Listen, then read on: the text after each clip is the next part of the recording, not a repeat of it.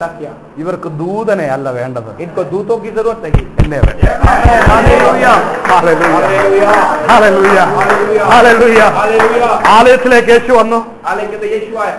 അവൻ നോക്കുന്നത് वो देख रहा है 18 വർഷം 18 वर्ष ബന്ധനത്തിലിരിക്കുന്ന സ്ത്രീ. बंधन में पड़ी हुई एक स्त्री, അവളെ മുമ്പോട്ട് വിളിച്ചു. उसको सामने क्यों बुलाया? ഹല്ലേലൂയ. हालेलुया, അവളെ തൊട്ടു.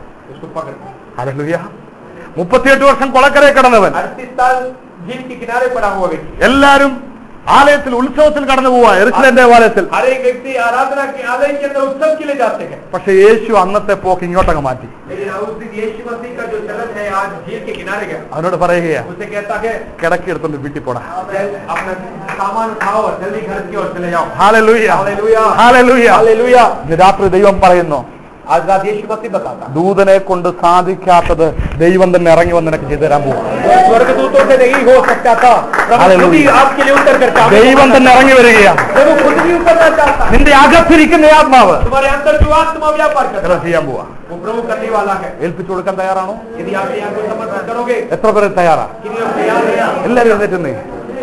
ഒരു നിമിഷം കണ്ണുകളടച്ച് अपनी आंखों को बंद करते हो, पैरों में खड़े हो जाए. ദൈവത്തിലേക്ക് സമർപ്പിച്ച് तो अपने आप को समर्पण करेंगे. നിങ്ങൾ ദൈവത്തിന്റെ മന്ദിരമെന്നും यदि आप लोगों में यीशु मंदिर हो, ദൈവത്തിന്റെ ആത്മാവ് നിങ്ങളിൽ വസിക്കുന്നുവെന്നും प्रभु की आत्मा के अंदर वास करता है, നിങ്ങൾ അറിയേണ്ടതല്ലയോ? आप यदि जानते हो, നിങ്ങൾ നിങ്ങൾക്കുള്ളവരല്ല, आप अपने लिए नहीं, നിങ്ങളെ വിലയ്ക്ക് വാങ്ങിയിരിക്കുന്നു. आपको दाम देकर खरीदा गया है. എബ്രായ ലേഖനം 6-ാം അധ്യായം ഇങ്ങനെ പറയുന്നു. इस प्रकार वो वचन बताता है, ഹീബ്രൂസ് ചാപ്റ്റർ 6, इब्रानियों की किताब 6वीं अध्याय, വിശ്വാസം കൂടാതെ विश्वास के पहले ദൈവത്തെ പ്രസാദിപ്പിക്കാൻ जो കഴിയുന്നു. परमेश्वर को प्रसन्न कभी नहीं करवा ഇന്ന് सकते. രാത്രികാലം എത്ര പേർ തയ്യാറാണ്? आज दिन कितने लोग तैयार रहते हैं? നമ്മുടെ ചിന്തകളൊന്ന് മാറട്ടെ, हमारी सारी चिंताओं को हटाएंगे, നമ്മുടെ സങ്കല്പങ്ങളൊന്ന് മാറട്ടെ. सारी संकल्पों को दूर करेंगे. ഇന്ന് രാത്രി നമ്മൾ മാറി ചിന്തിക്കുക, आज रात को हम चिंता करेंगे, എനിക്ക് വേണ്ടി പുതിയ വാതിലുകൾ തുറക്കാൻ പോവുകയാണ്. मेरे लिए एक नई द्वार खुलने वाला है. കാരണം ഞാൻ കടന്നു ചെല്ലുമ്പോൾ വാതിലുകൾ തുറക്കും. क्योंकि मैं चलते समय मेरे द्वार खुल जाएगा.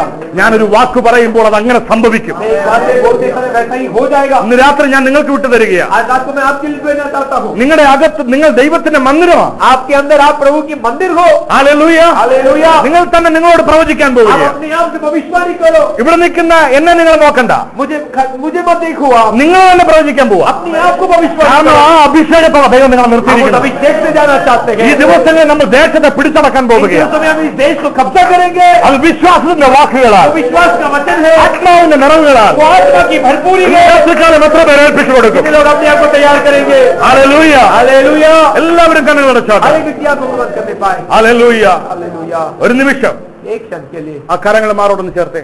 अपने उस हाथों को हृदय की ओर जरा लगाने पाए, छाती की ओर अपने हाथों को लगाने पाए, ഒരു പുതിയ തീരുമാനം. एक नई निर्णय लेने पाए. കർത്താവേ, हे प्रभु, ഒരു പുതിയ അധ്യായം എനിക്ക് വേണ്ടി തുറക്കണമേ. एक नई अध्याय मेरे लिए खुलने पाए.